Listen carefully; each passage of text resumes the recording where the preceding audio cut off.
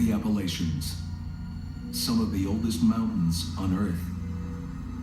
Within these dark hollows and dense forests, an ancient spirit prevails. Even since the settlers came here, there has always been strange occurrences.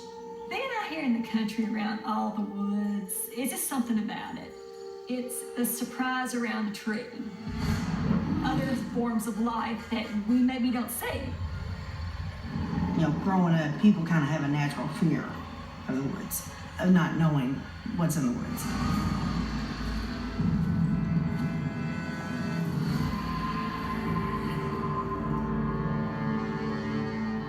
Along much of the eastern U.S. are the dark inland forests of Appalachia. On its western edge within Breckinridge County, Kentucky, the hills are thick with rumors about a bizarre mutant beast, a crossover between mutton and man, a giant sheep that's gone savage.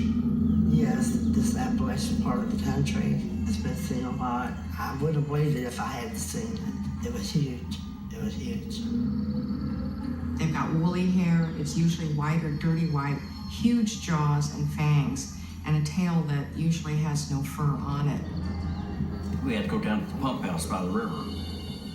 We'd find dead dogs, wolves, all kinds of fish that had been ate on and the bones left. We had always heard noises that we just could never explain, like a growl almost, but you could hear them for long distances. The woods are mysterious. People still won't go out really at night into the woods. It's one of the few things that people around here won't really talk about, but there's definitely something out there that keeps them all inside.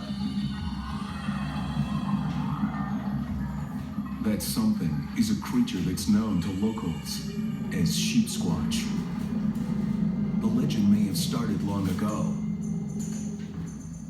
Sheep herders immigrating to Appalachia from Britain, bringing stories of demons wearing sheep hides and horns. But to this very day, the belief remains in force. Sasquatch is predominantly in the woods. I feel like that it has been very good at eluding. It's had to be. It does know that we're looking. And I think it just wants to be left alone. Some claim to have caught a glimpse. And recently, two adventurous Breckinridge boys, Ricky Joyce and Dakota Cheeks, had a showdown with a Sasquatch. They'll never forget it. Well, when I tell most people I've seen it, they just tell me I'm crazy, I'm a crackpot. But there are a few people that believe in it. Mainly the people that live around here are the ones that don't call me crazy. It didn't matter what anybody thought about us. You know, we knew without a shadow of a doubt what we saw. At 13, Dakota met Ricky Joyce in school. The pair have been close ever since. There's always been a form of trust between me and Ricky, especially the older we get. You know, he's right there with you to the very end. We're more brothers than we are friends. He's trustworthy, he's loyal. I've never had a friend that had my back like him. That bond would be tested on a warm summer weekend in July of 2004. On a hunting trip, Dakota and Ricky ventured into some of Kentucky's more remote tracts of wilderness. All I really need is this. We go hunting a lot, but this time it was a lot different. This was a night that would change our lives forever.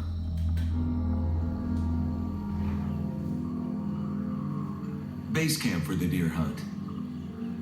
Ricky's grandparents' cabin at the foot of 100 acres of dense timber.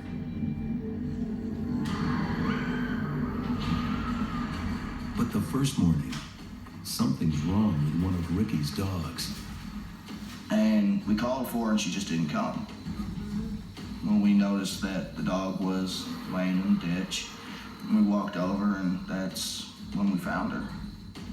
It appeared that something had twisted its head almost completely around. It was quite a sight. It just seemed kind of strange, though, that something just handled it like it did. There's no animal up here that can grab an animal by its chin and the back of its head and twist it. You know, no coyote can do it. There's no bear, as far as I know, up here. It became very apparent that we had to find out, you know, what happened, what got her, and why. Are there creatures capable of such violence roaming the backwoods of Appalachia? White things. I heard it was half man and half sheep. If you just look at the fact that it has claws, it has horns. Look at the sheer size. You know, it could potentially really be a very dangerous thing. Before the dog incident, for months we'd been hearing noises coming from the top of the hill. Growls and screams. Things that we just didn't know anything about.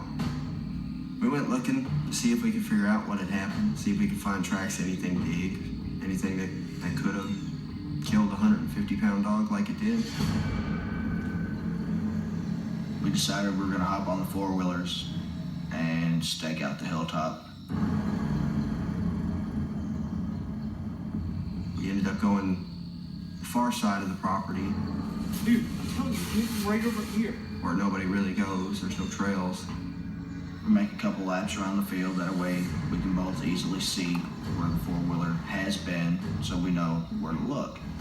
I was concerned because I didn't know what they were dealing with, if there was potentially harm for them out there.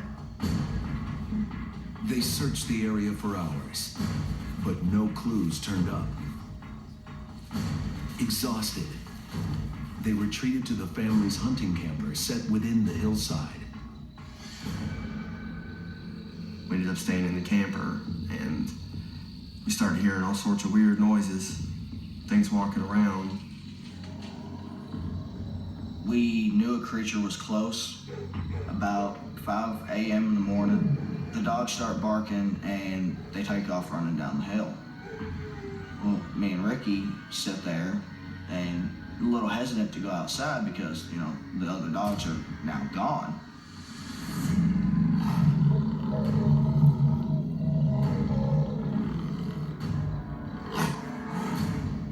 The camper that seemed a safe haven was suddenly under attack. Something actually ran into the trailer. Kind of scared the crap out of me. It literally sounded like all hell was breaking loose. It's almost like you can hear something pressing up against the side, and you can kind of hear the tin start to bend. It's just that weird, eerie metal sound. And then it was just free fall. It was like it let go, and then we hit. I was terrified. I mean, there shouldn't be anything out here strong enough to push a camper like that. When it actually moved and tipped, I wasn't sure what it was. But we knew without a shadow of a doubt that there was something there. They had started the day as hunters. Now Dakota and Ricky were feeling they were the ones being tracked. Neither one of us were sure if we were going to make it out alive.